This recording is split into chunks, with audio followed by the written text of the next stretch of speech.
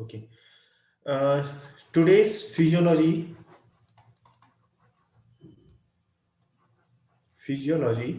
and physiology's next chapter is CVS.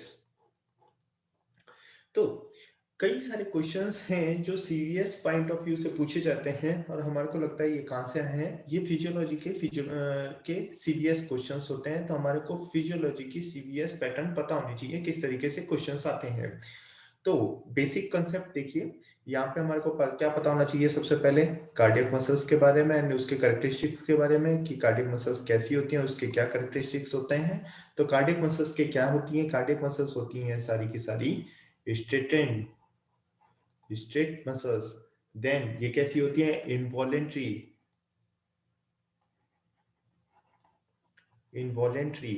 Then ये क्या होता है? इसमें एक्सटेंसिव ब्रांचिंग होती है। ये कैरेक्टरिस्टिक्स हैं हमारे कार्डियक मसल्स के। एक्सटेंसिव ब्रांचिंग्स मिलती है। Presence of the intercalated disc, इसके बीच में क्या मिलता है?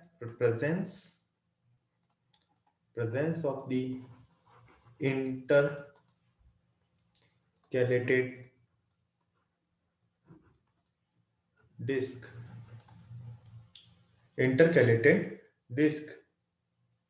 okay. Then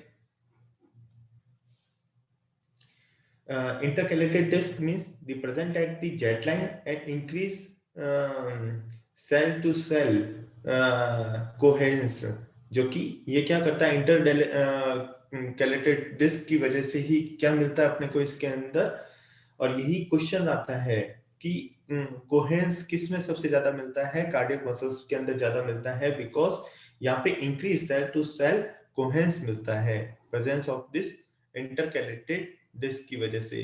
तो यहाँ पे हमारा अगर पैथोफिजियोलॉजी की बात की जाएगी तो यहाँ से हमारा क्वेश्चन बनता है, एमसीक्यू बनता है। ठीक है, तो ये एज ए फेरिकॉल जॉइंट की तरह काम करता है। किसकी तरह काम करता है? फेरिकॉल।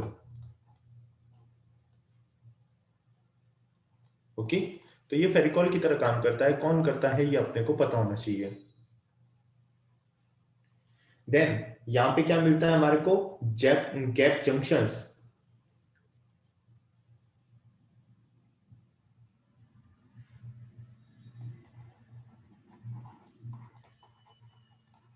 Gap junction.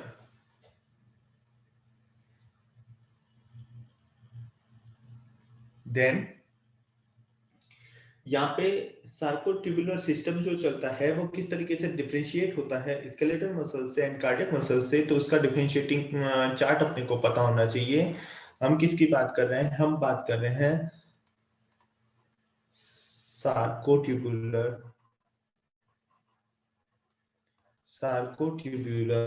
सिस्टम की। तो skeletal muscles and cardiac muscle किस तरीके से डिफरेंशिएट होती हैं? अगर साइट की बात की जाए, सार्कोट्यूबुलर की साइट की, तो एट दी एआई जंक्शन पे प्रेजेंट मिलता है। एआई जंक्शन पे प्रेजेंट मिलता है। और कार्डियक में एट दी, अभी ऊपर बताया था, जैसे कि जेट लाइन पे प्रेजेंट मिलता है। इसी तरीके से डाईहाइड्रोपायरिडीन रिसेप्टर्स जो होते हैं, कौन से रिसेप्टर? डाईहाइड्रोपायरिडीन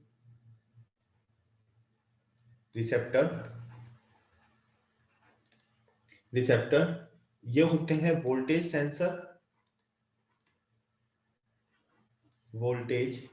सेंसर एंड ये कैसे होते हैं? वोल्टेज गेटेड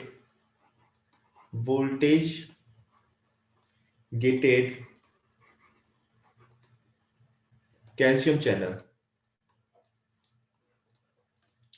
कैसे होते हैं? Voltage gated calcium channel. Okay, then source of the calcium की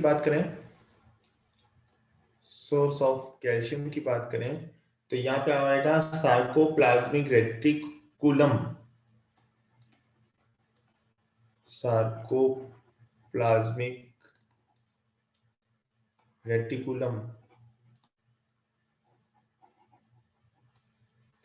एंड यहाँ पे क्या मिलेगा, मेनली यहाँ पे मिलेगा सार्कोप्लाज्मिक से ज्यादा किस में मिलता है, ईसीएफ में अंदर मिलता है, ईसीएफ के अंदर मिलता है सार्कोप्लाज्मिक रेटिकुलम से ज्यादा। ठीक है, तो ये कुछ डिफरेंशिएटिंग पॉइंट होते हैं जो हमारे को कार्डियक मसल्स का और हमारे को पता होना चाहिए किस तरीके से डिफरेंशिएट करता है। ठीक है, then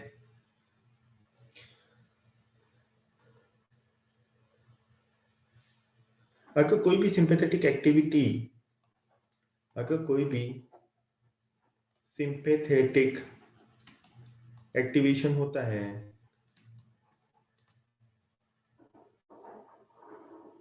activity,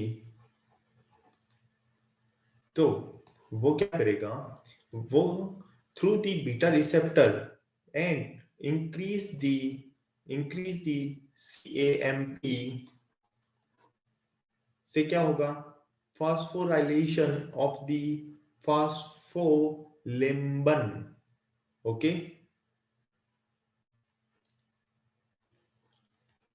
phosphorylation of फास्फोलिम्बन।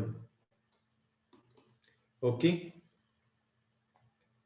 Then इससे क्या डेवलप होगा, इनहिबिट दी, फास्फोराइलेशन होने से क्या हो जाएगा, इनहिबिट हो जाएगा हमारा फास्फोलिम्बन, इनहिबिट फास्फोलिम्बन। इससे क्या होगा, ये अगर इनहिबिट करेगा, ये एक तरीके का प्रोटीन होता है, अगर ये इनहिबिट हो जाएगा तो हमारा क्या होगा, सैरका, सैरका मींस ये क्या करेगा, इनहिबिट किसको करेगा, एंड इंक्रीज, ये अगर इनहिबिट हो जाएगा तो इंक्रीज क्या होने लगेगा, सैरका। एंड सैरका की फुल फॉर्म क्या होती है, sarcoplasmic endoplasmic reticulum calcium pump.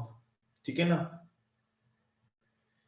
वापस से बोलता हूं, sarcoplasmic endoplasmic reticulum calcium pump. Okay, CA means the calcium pump. Okay, तो ये अगर इंक्रीज होगा तो उससे क्या होगा, decrease the duration of the contraction, okay, and increase the rate of the relaxation,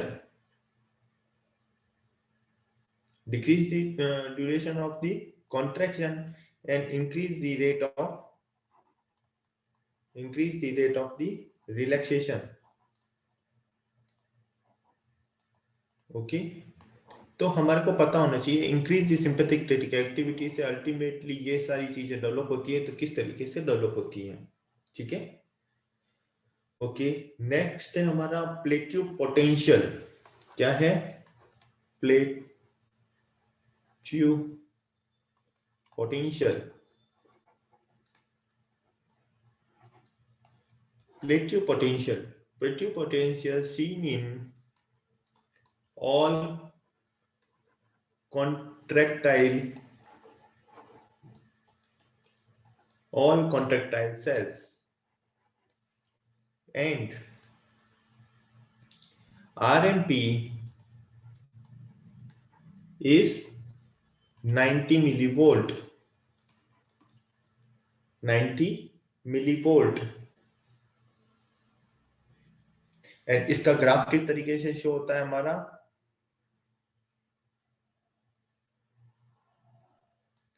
ये इस तरीके से हमारे को रेस्टिंग मेम्ब्रेन पोटेंशियल, जैसे कि मैंने बोला था कितना था, -90 मिलीवोल्ट। तो यहाँ पे जब एक्शन पोटेंशियल काम करेगा, जब कब होगा, जब हमारा सोडियम इन्फ्लक्स होगा, तो ये एक्शन पोटेंशियल यहाँ तक पहुंचा, तब यहाँ का लेवल कितना हो गया -75, कितना हो गया -75। तो यहाँ से एकदम से शूट आउट करेगा, तो इसको हम क्या बोलते हैं, फायरिंग लेवल। तो हमारे को सबकी वैल्यूज पता होनी चाहिए, ये होता है हमारा firing level. Just a second, level, okay, firing level. तो यहाँ पे क्या डेवलप होगा हमारा, डीपोलराइजेशन, डीपोलराइजेशन, ओके। एंड फिर क्या होगा, जो इसकी टोटल फेज होती हैं, जीरो फेज एंड, तो इनकी टोटल 4 फेज होती हैं, ये होता है जीरो फेज, ठीक है। फर्स्ट फेज में क्या डेवलप होगा हमारा, फर्स्ट फेज में अर्ली रिपोलराइजेशन,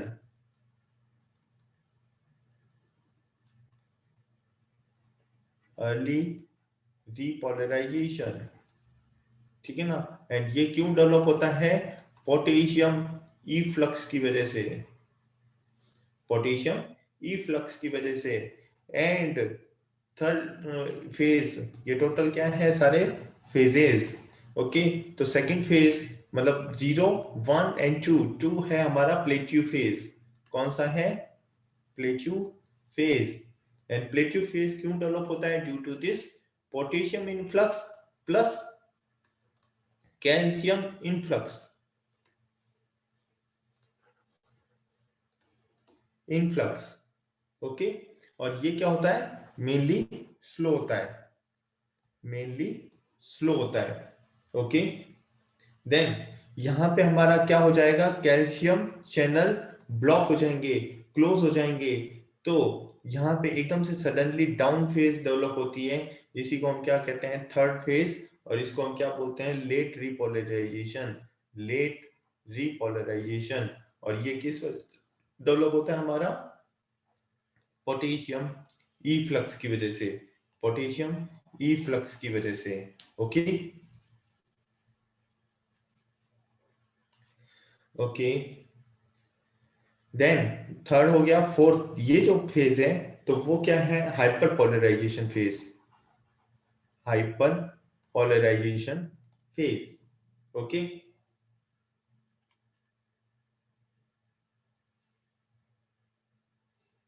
और ये प्लेट्यू फेज का क्या पैथोलॉजिकल हमारे को बेनिफिट मिलता है, ये अगर प्लेट्यू फेज है इतना बड़ा, तो इससे क्या होता है, एब्सोल्युटली रिफ्रैक्टिव पीरियड जो होता है, क्या, कौन सा period, absolute refractory period, ARP, ARP, तो वो क्या हो जाता है, प्रोलॉन्ग हो जाता है, वो क्या हो जाता है, प्रोलॉन्ग हो जाता है, ओके।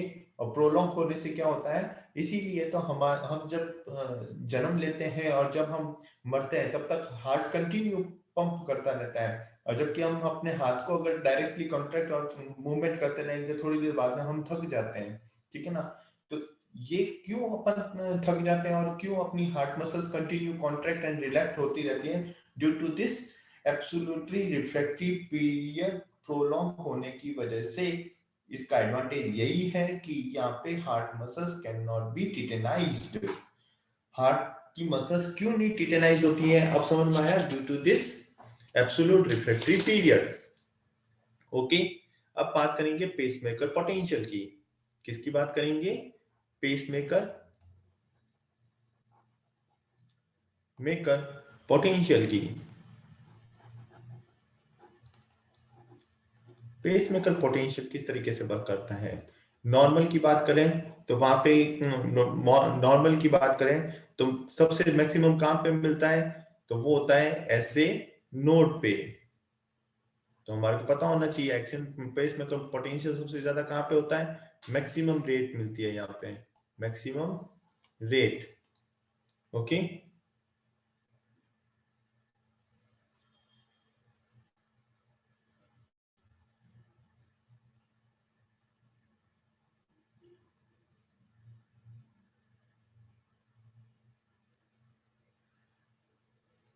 तो इसका जो ग्राफ बनता है वो किस तरीके से बनेगा, ये जस्ट इस तरीके से बनता है, ठीक है।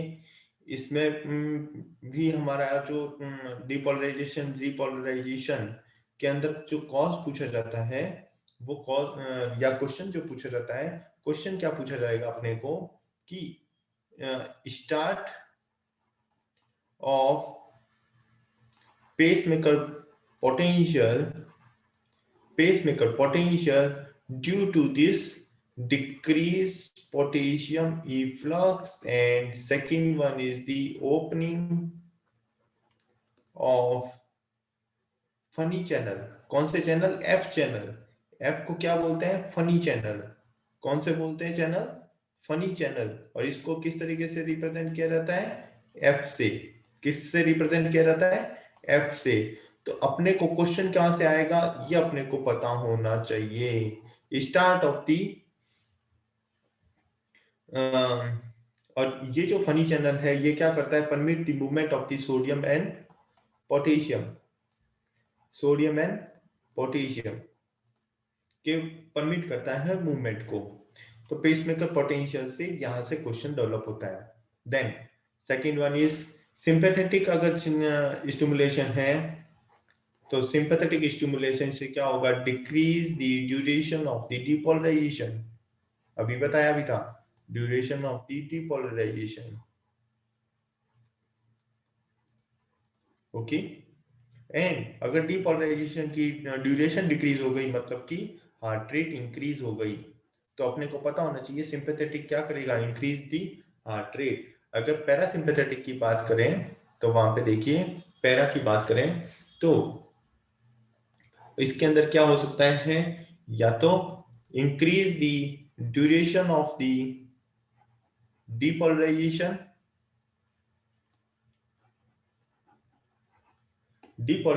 एंड इससे क्या होगा? Decrease the heart rate, decrease the heart rate. And second किस तरीके से वर्क कर सकता है पैरासिम्पैथेटिक? जी प्रोटीन पे वर्क करेगा and opens the acetylcholine in phase 4। जो अभी बताए थे फेज, तो उसके अंदर फोर्थ फेज के अंदर ये क्या करेगा? हमारा पोटेशियम एसिटाइलकोलिन रिसेप्टर को एक्टिवेट करेगा, एंड इससे क्या होगा? पोटेशियम क्या क्या होगा? इफ्लक्स होगा। एंड पोटेशियम इफ्लक्स को ही तो मैंने कहा था ना कि यहाँ पे हमारा क्या करेगा? पेसमेकर पोटेंशियल काम करेगा। तो हमारी क्या हो जाएगी? Decrease the slope of the fourth phase. जैसे कि मैंने कहा था फोर्थ फेज क्या होता है? इंक्लाइनेशन फेज में आनी चाहिए, तो उसका जो स्लोप है उसको क्या कर देगा? डिक्रीज कर देगा। Decrease the slope of phase 4। And decrease phase 4 किसको रिप्रेजेंट करेगा? डिक्रीज हार्ट रेट को। किसको रिप्रेजेंट करेगा?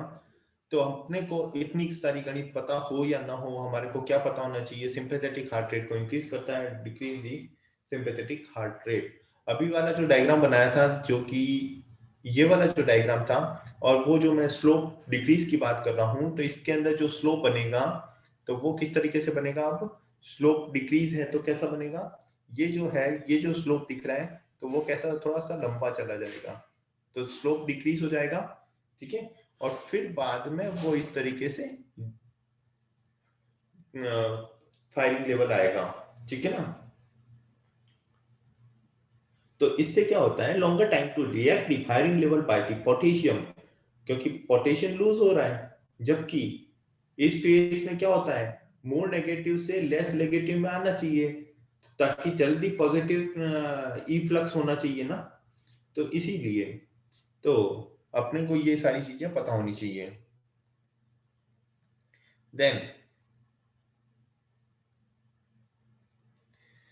देन हमारा क्या है? Intrinsic rate of the discharge of the acid node. अगर अपन ने बात की थी अभी एसिड नोड की, तो ये कितनी होनी चाहिए? 100 पर मिनट। किसी भी तरीके से क्वेश्चन आता है तो हमारे को पता होना चाहिए intrinsic rate of discharge of the acid node. Intrinsic rate कितनी रहती है, और रेस्टिंग हार्ट रेट कितनी रहती है? वो तो अपने को सबको, रेस्टिंग हार्ट रेट कितनी होती है? 70 to 80 पर मिनट। और ये क्यों होती है? Because of the resting vagal tone की वजह से। और रेस्टिंग वेगल टोन की वजह से ही ये 100 से ऑटोमेटिकली मेंटेन रहती है 70 to 80 के बीच में हमारी, ठीक है ना। बट जो भी एथलीट्स होते हैं वहां पे high vagal resting vagal tone मिलती है, ठीक है ना। तो वहां पे क्या मिलेगा हमारे को? हाई होने की वजह से वहां पे ब्रेडिकार्डिया एट रेस्ट मिलता है। तो कभी भी क्वेश्चन आता है हमारे को कि एथलीट के अंदर हम सोचेंगे टैकीकार्डिया मिलेगा, बट नहीं। अगर पूछा जाता है एथलीट का रेस्टिंग वेगल टोन तो वो कितना मिलता है? एज ए ब्रेडिकार्डिया मिलता है, as a bradycardia at rest. Okay, तो इसका एडवांटेज क्या है कि हाई कार्डियक रिजर्व मिलता है। और कार्डियक रिजर्व किसको बोला जाता है? कई सारे क्वेश्चंस आपके माइंड में आ रहे होंगे। तो यहाँ पे इसका एडवांटेज यहाँ पे ये है कि यहाँ पे हाई कार्डियक रिजर्व मिलता है।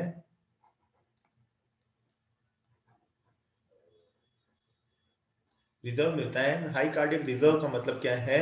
मैक्सिमम कार्डियक आउटपुट माइनस दी बेसल कार्डियक आउटपुट। तो अपने को केवल एक फॉर्मूला याद रखिए, बाकी चीजों के अंदर मत पड़िएगा। बस आपको इतना पता होना चाहिए एथलीट का रेस्टिंग वेगल टोन क्या रहता है? ब्रेडिकार्डिया रहता है। और इसका एडवांटेज क्या मिलता है कि वहां पे हाई कार्डियक रिजर्व मिलेगा।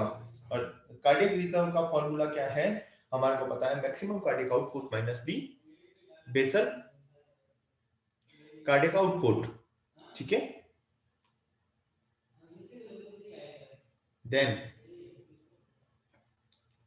अगर बात करें conduction of the cardiac impulse की, किसकी बात करते हैं? Conduction of the cardiac muscles, conduction. तो कंडक्शन आपको पता है ऐसे नोड, ये ऐसे नोड एंड ये हमारा एवी नोड। ओके, तो ये सारे इंपल्स कहां से, ऐसे नोड से कहां पे जा रहे हैं? हमारे एवी नोड में जा रहे हैं।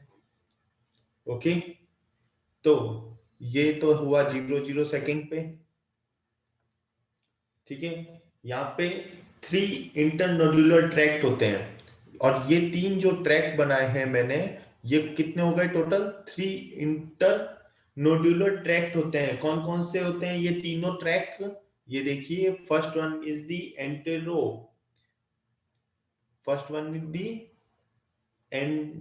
anterior, second one is the middle, third one is the posterior। अब आप कहेंगे सर इतनी सिंपल चीज थी तो मेरे को क्यों बताया? बिकॉज इसके दूसरे नाम से इनको जाना जाता है और उनसे अपने को क्वेश्चन पूछे जाएंगे कि इनमें से कौन सा वो ट्रैक नहीं है। तो हमारे को ट्रैक पता होना चाहिए। विंक बैक एंटीरियर ट्रैक का नाम क्या है? विंक बैच। देन मिडल वन का नाम क्या है? बैकमैन। बाय नेम अपने को पता होना चाहिए क्योंकि बाय नेम ये पूछा जाएगा। And Thorel, third one is the Thorel, Bachmann and विकमैन। तो इन तीनों के नाम पता होने चाहिए कि इंटर नोडुलर ट्रैक के 3 नाम कौन कौन से हैं। और ये एक्शन पोटेंशियल कब पहुंच जाएगा हमारे पास में? 0.03 सेकेंड में। ओके, ओके,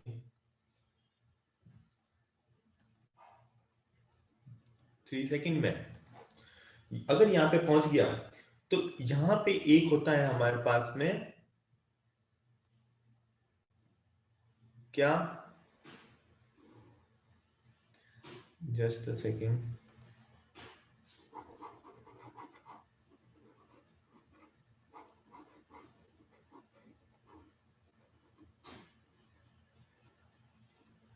ओके, तो ये होता है एवी नोड जो होता है, यहाँ पे होता है नोडल डिले, ठीक है ना।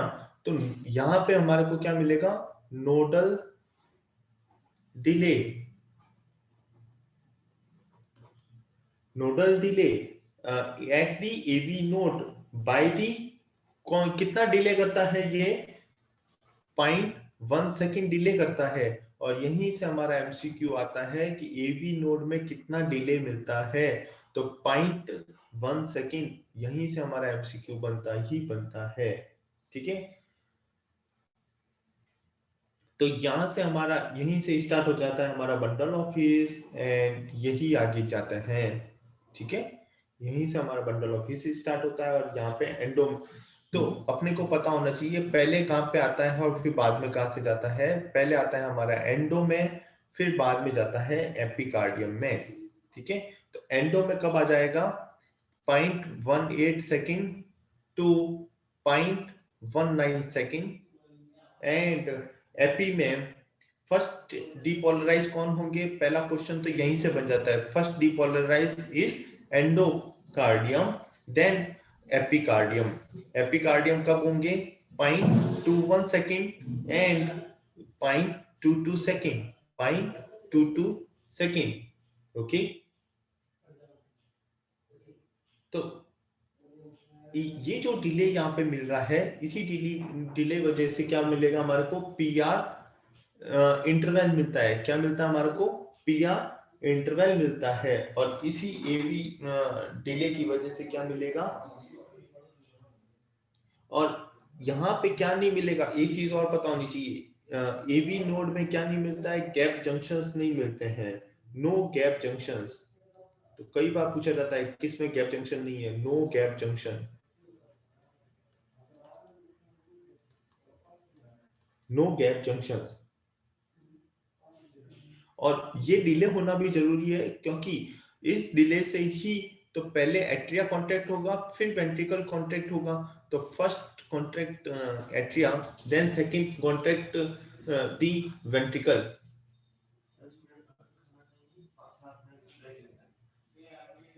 देन अब क्वेश्चंस कैसे पूछे जाते हैं, ये तो सारी हमने पूरी फिजियोलॉजी समझ ली। हमारे को क्वेश्चन किस तरीके से आते हैं, क्वेश्चन हमारे को पता होनी चाहिए कि क्वेश्चन सर कहां से आते हैं। क्वेश्चन पूछा जाता है हमारे को, fastest conduction conduction fibre of the heart, दिल के अंदर सबसे ज्यादा फास्ट कंडक्ट करने वाले फाइबर कौन से हैं, तो वो है हमारे पुरकिंजे फाइबर। पुरकिंजे फाइबर, एंड पुरकिंजे फाइबर की किस स्पीड से करते हैं, 4 मीटर पर सेकेंड के हिसाब से फायरिंग करते हैं, मतलब उसकी कंडक्शन वेलोसिटी रहती है। देन क्वेश्चन पूछा जाता है, स्लोवेस्ट की बात की जाएगी, सबसे डिले कौन से हैं, सबसे स्लो कौन से हैं, तो उसके अंदर आंसर क्या जाएगा हमारा, जंक्शन ऑफ द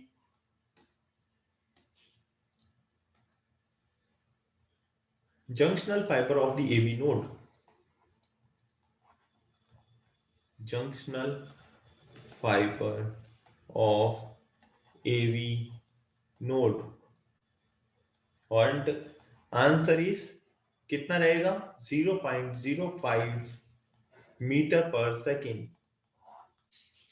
तो काफी डिफरेंस आता है, ठीक है ना। और ये सारी चीजें हमारे को पता होनी चाहिए।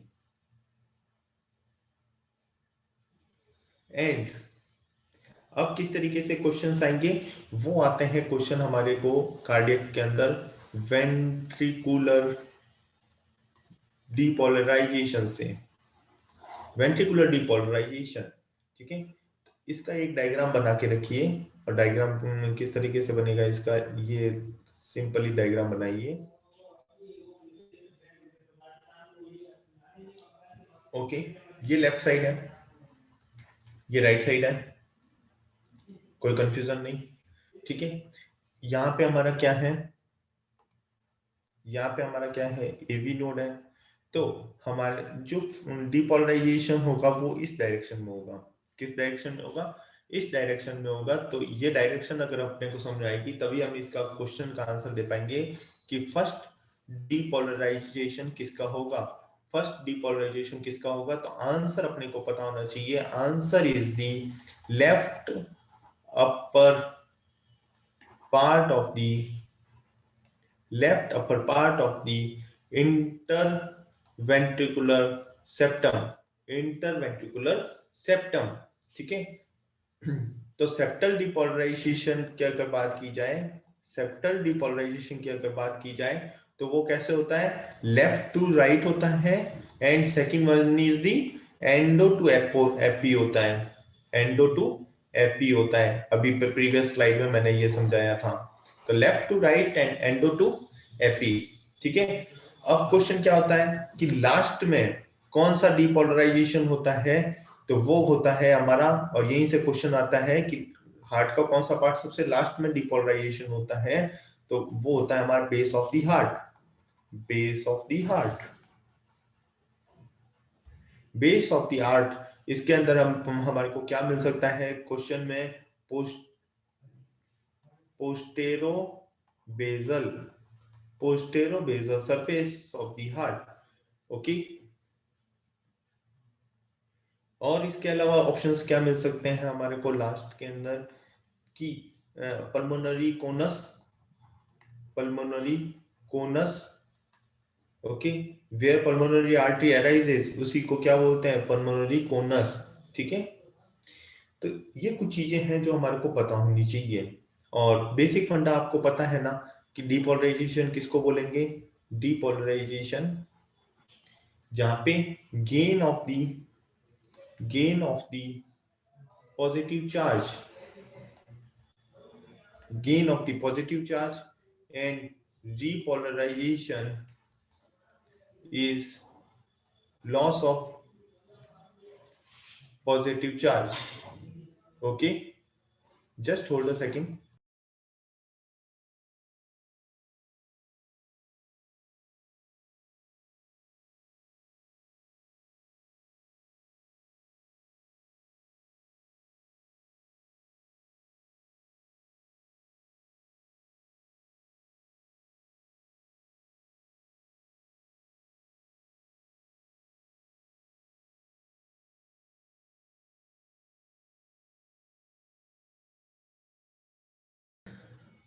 अब हम बात करेंगे डीपोलराइजेशन, यहाँ पे हमारा कंप्लीट हो जाता है डीपोलराइजेशन। तो अभी हम नेक्स्ट सेशन में हम स्टार्ट करेंगे वेंट्रिकुलर रीपोलराइजेशन के लिए, वेंट्रिकुलर रीपोलराइजेशन के लिए, ओके। तो वो किस तरीके से होता है, कौन से वे में होता है, पहला किसका होगा, एपी का होगा या एंडो का होगा, अभी हम उस सब की बात करेंगे। तो अभी का सेशन हम यहीं पे एंड करेंगे, फिर रिज्वाइन करेंगे हम आफ्टर हाफ एन आवर।